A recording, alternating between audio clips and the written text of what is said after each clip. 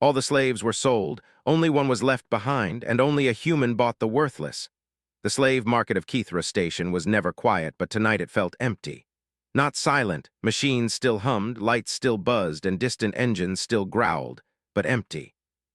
The kind of empty that came after something important had ended. Long rows of cages stood open now, their energy bars deactivated. Identification lights blinked green, meaning sold, claimed, or removed. The auction was over. Species from across the spiral arm had come and gone. Tall traders with layered eyes, thick-bodied mercantile clans wrapped in metal shells, cold-blooded contract buyers who spoke only in numbers and profit margins.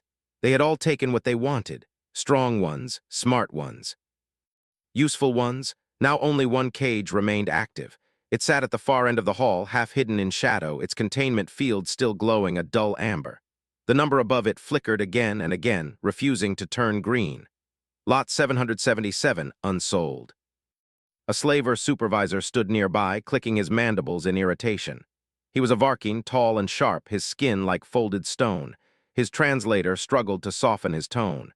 "This is inefficient," he said. "The market is closing. This asset has exceeded its holding value." Another slaver, shorter and wide, leaned over a datapad. "No one wants it. We tried." The Varking turned his upper eyes toward the cage. Inside sat a small figure. It did not pace, it did not scream, it did not beg. It sat cross-legged on the cold floor, thin hands resting on its knees.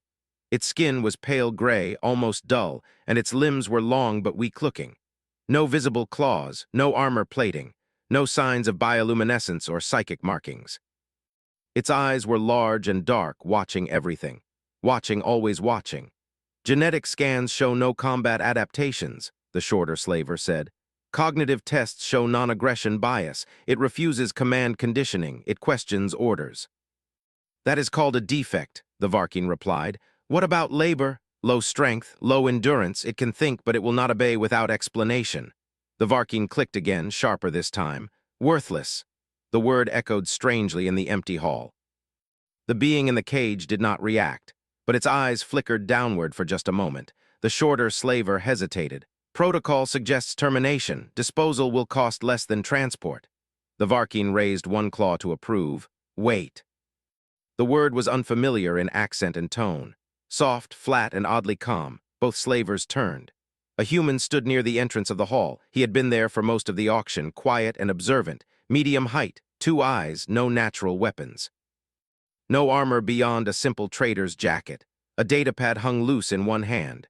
Humans were still new to markets like Kithra Station. Not unknown, but not well understood.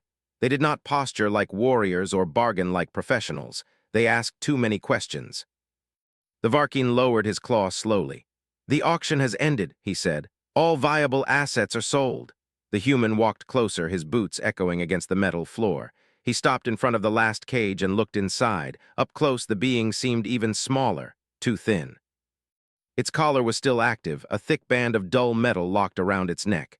Status lights showed compliant, unbound, unsold. The human frowned slightly. "You're going to kill it?" he asked. The shorter slaver made a dismissive gesture. "It has no market value." The human looked at him. "It's alive." "Yes, it's thinking." "Yes, then it has value." The Varking's eyes narrowed. "You misunderstand how this works." The human didn't argue, he simply raised his datapad. "What's the minimum bid?" Both slavers froze. "The auction is closed," the Varking said. "Reopen it," the human replied. There was laughter from the far end of the hall. A few lingering buyers had stopped to watch. Some recognized the human species and tilted their heads in amusement. "Are you serious?" someone called out. "That thing failed every metric." The human didn't turn. "Minimum bid," he repeated. The Varking hesitated. Market rules were strict, but loopholes existed. Unsold inventory could be purchased privately. "1 standard credit," the Varking said at last, "plus processing fees." The human nodded. "Done." He transferred the amount without another word. The collar's status light changed. Ownership transferred for the first time since the auction ended. The cage opened. A hush fell over the hall. The being inside did not move. The human stepped closer and knelt, bringing himself level with the cage floor. He spoke slowly, clearly. "You're free to come out." The being stared at him. Its voice, when it came, was quiet and uncertain, filtered through a weak translator. "That is incorrect." The human blinked. How so? You purchased me, the being said. Ownership transferred. Freedom is not part of the transaction. The human paused. Then he reached up and tapped a command into his data pad.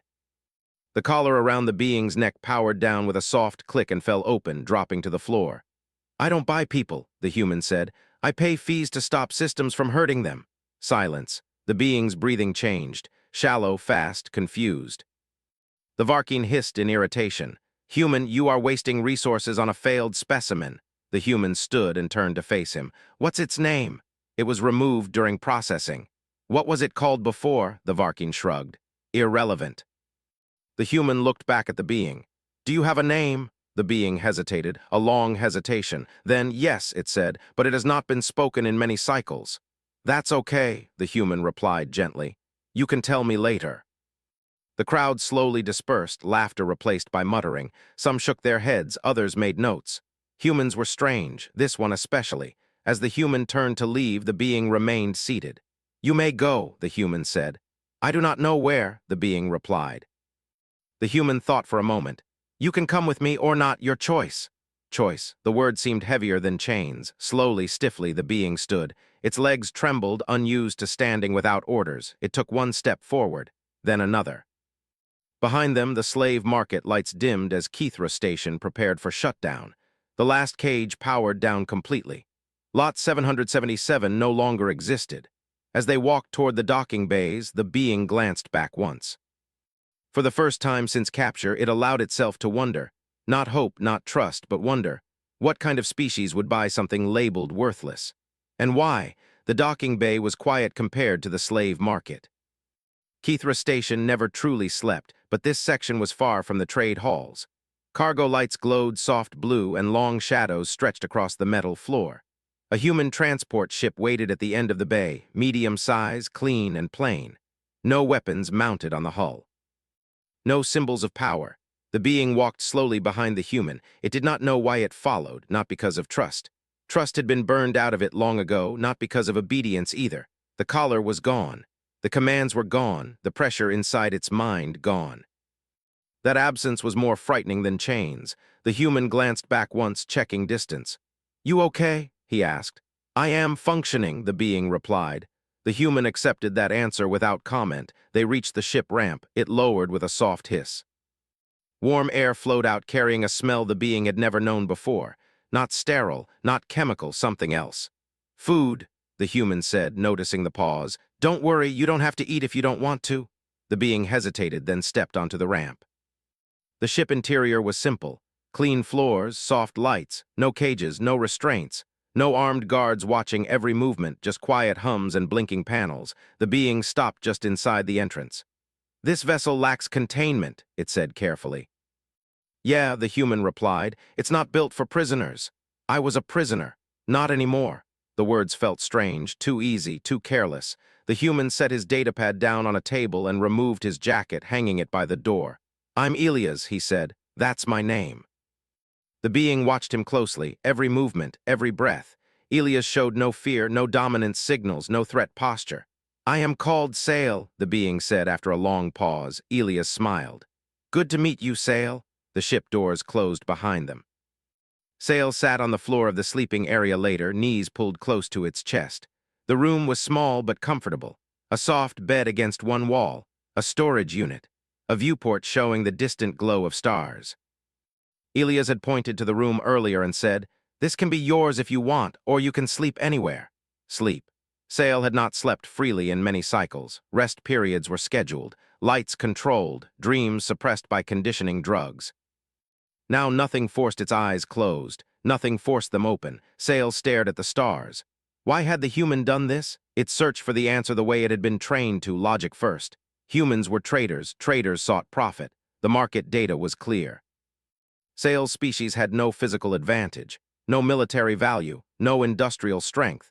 Then maybe curiosity. Humans were known for that, dangerous curiosity. They touched things marked do not touch. They spoke to species others ignored. But curiosity alone did not explain payment. Or kindness, or removal of the collar, unless the human was mistaken. Sail's thoughts slowed. Yes, that made sense. The human misunderstood the system. He did not know the true value scales. He acted on incomplete data. a common error among young spacefaring species. Soon he would realize the mistake.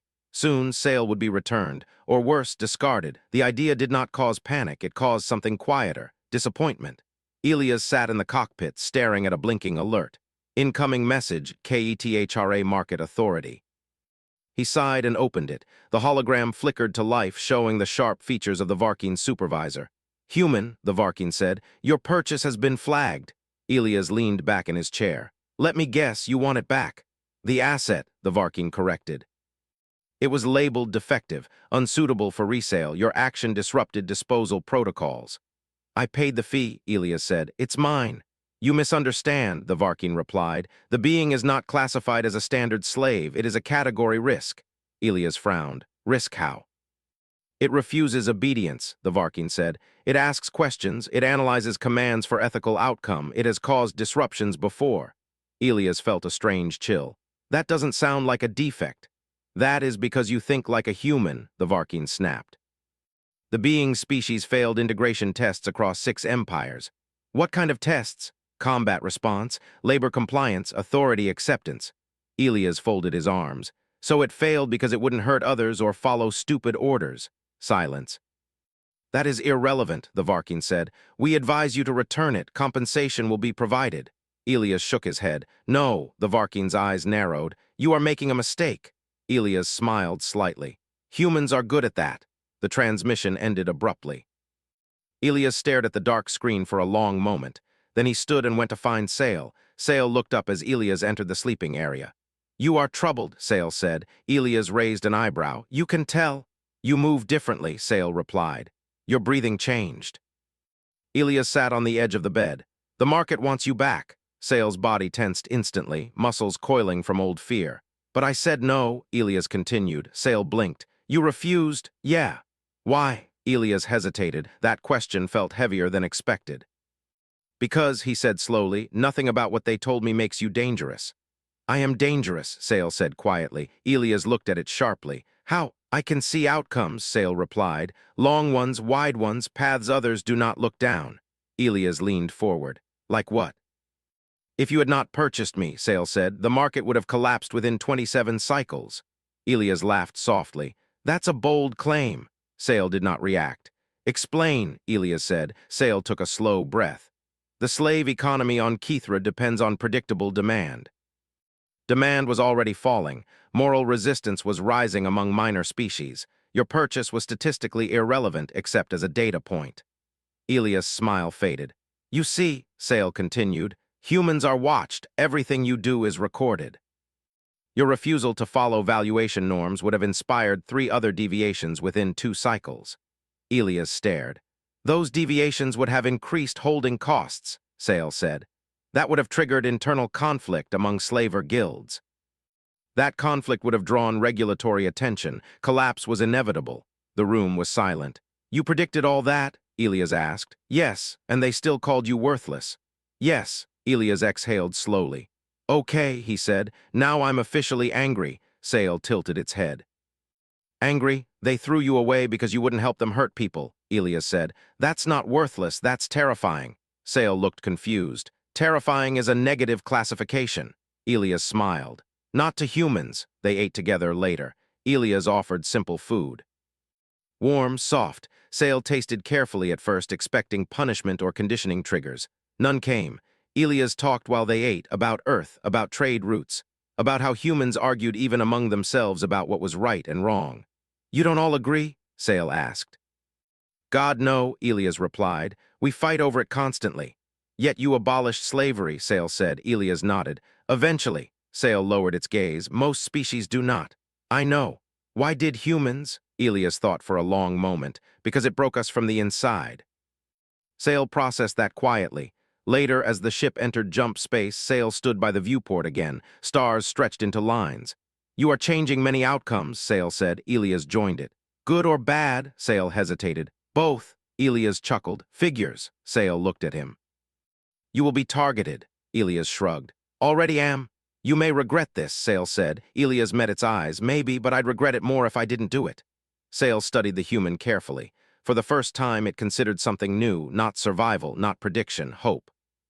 And that Sale realized was the most dangerous variable of all. The ship drifted out of jump space with a soft shudder. Stars returned to normal, sharp and steady. The engines settled into a low hum. Everything looked calm. But calm was a lie. Elias knew it. Sale knew it. Trouble had weight, and it was getting heavier.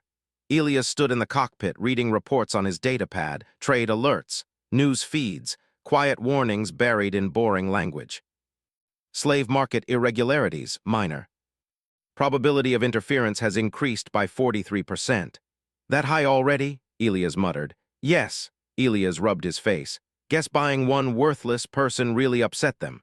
Sale did not smile. It did not laugh. It was not the purchase, Sale said. It was the choice. They docked at a small independent station 2 days later. It was not owned by any major empire. That was why Elias liked it. Fewer questions, fewer rules, fewer people telling him what he could and could not do. The station was busy but not crowded.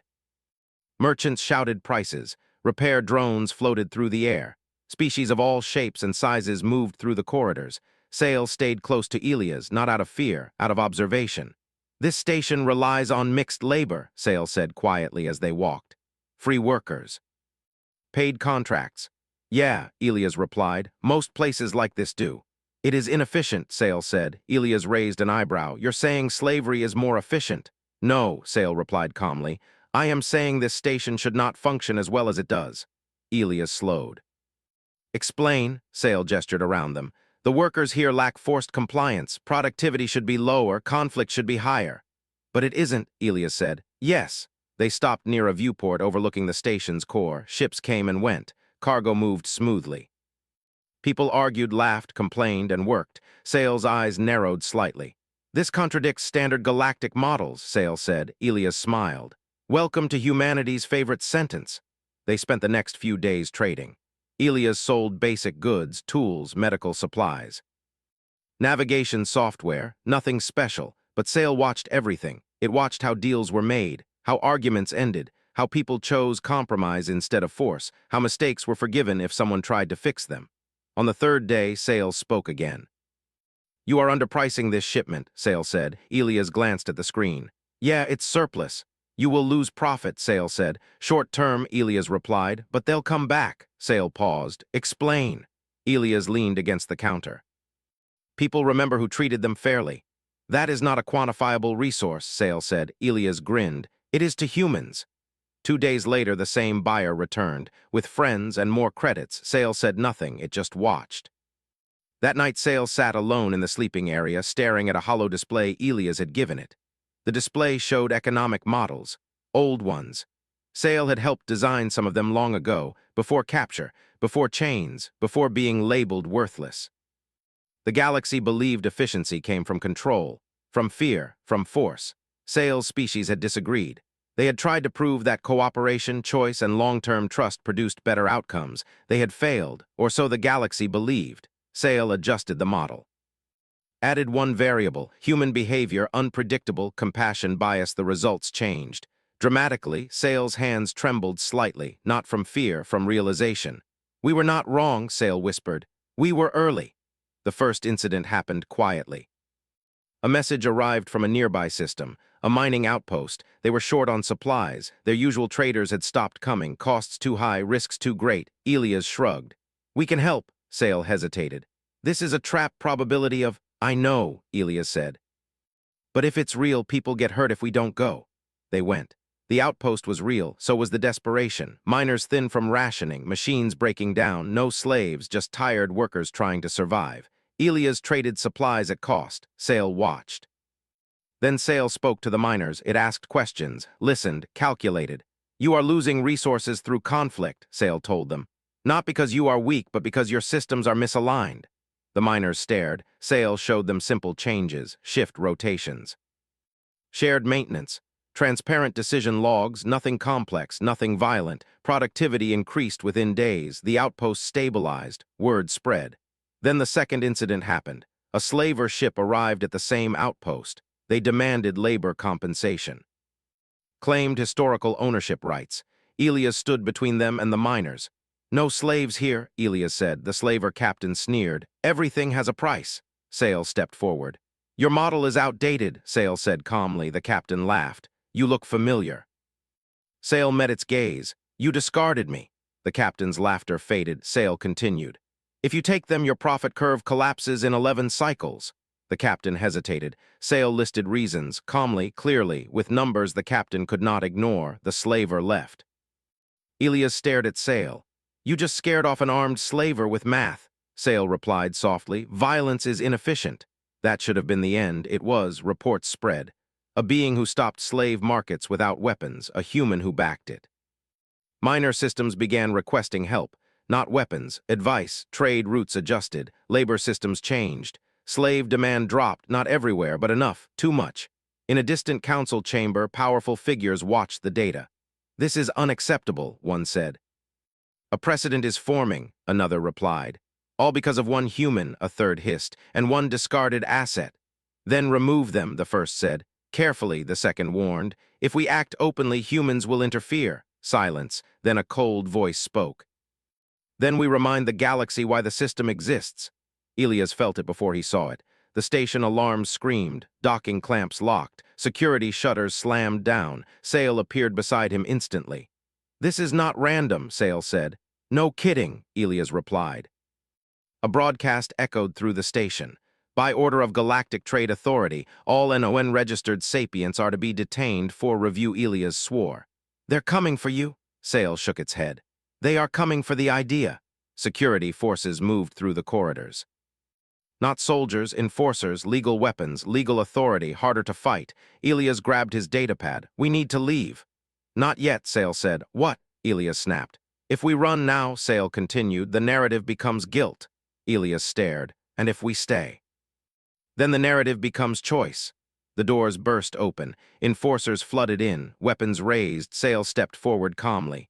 I will comply, Sale said. Elias grabbed its arm. No, Sale looked at him. This is necessary. For what? Elias demanded. For proof.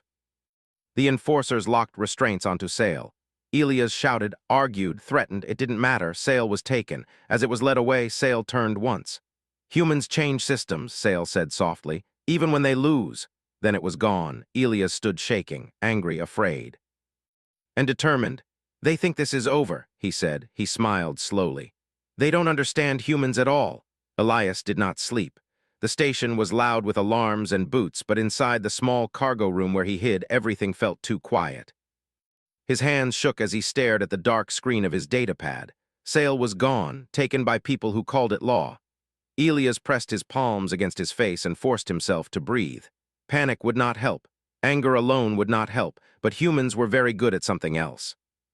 Persistence. Sale woke in a white room. No chains, no collar, but the air felt heavy. The walls were smooth, glowing faintly. The floor hummed with quiet power. There were no guards inside the room, but Sale could feel them watching. Observation was a kind of cage. A calm voice filled the room. Sale of the Orani, it said. You are under protective detention. Sale stood slowly. That statement is false. You are being held for your own safety, the voice continued. And for the safety of the economic order, Sale replied.